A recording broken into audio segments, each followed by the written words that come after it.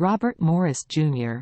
January 20, 1734 to May 8, 1806, was an English-born merchant and a founding father of the United States. He served as a member of the Pennsylvania Legislature, the Second Continental Congress, and the United States Senate, and he was a signer of the Declaration of Independence, the Articles of Confederation, and the United States Constitution. From 1781 to 1784, he served as the Superintendent of Finance of the United States, becoming known as the «financier of the Revolution».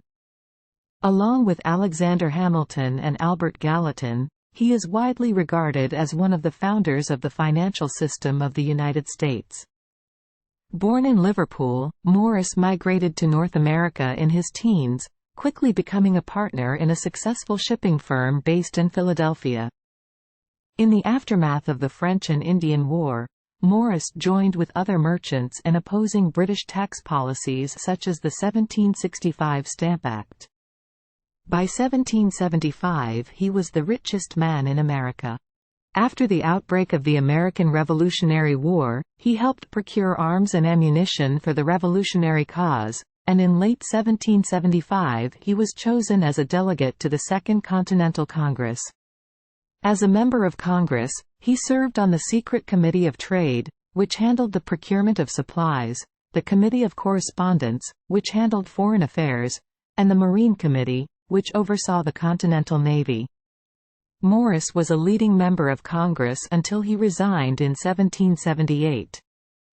Out of office, Morris refocused on his merchant career and won election to the Pennsylvania Assembly, where he became a leader of the Republican faction that sought alterations to the Pennsylvania Constitution.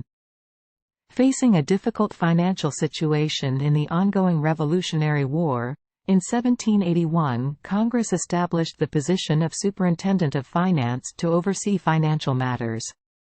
Morris accepted appointment as Superintendent of Finance and also served as Agent of Marine, from which he controlled the Continental Navy.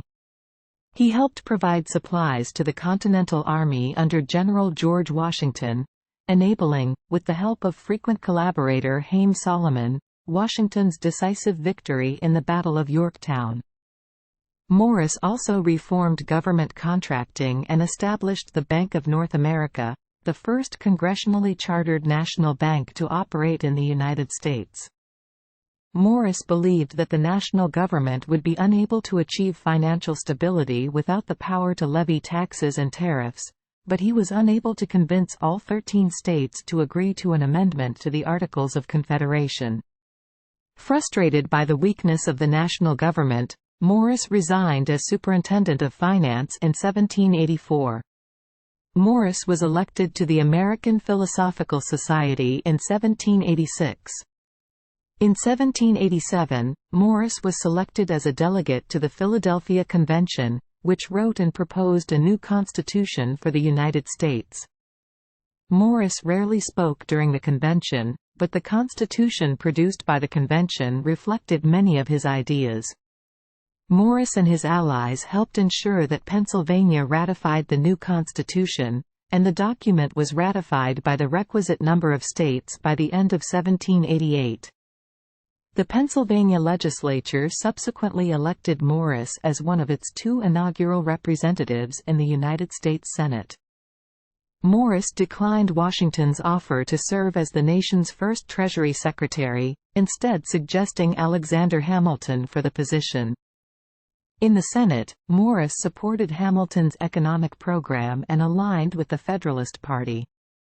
During and after his service in the Senate, Morris went deeply into debt through speculating on land, leading into the Panic of 1796 to 1797. Unable to pay his creditors, he was confined in the Prune Street debtors' apartment adjacent to Walnut Street Prison from 1798 to 1801. After being released from prison, he lived a quiet, private life in a modest home in Philadelphia until his death in 1806.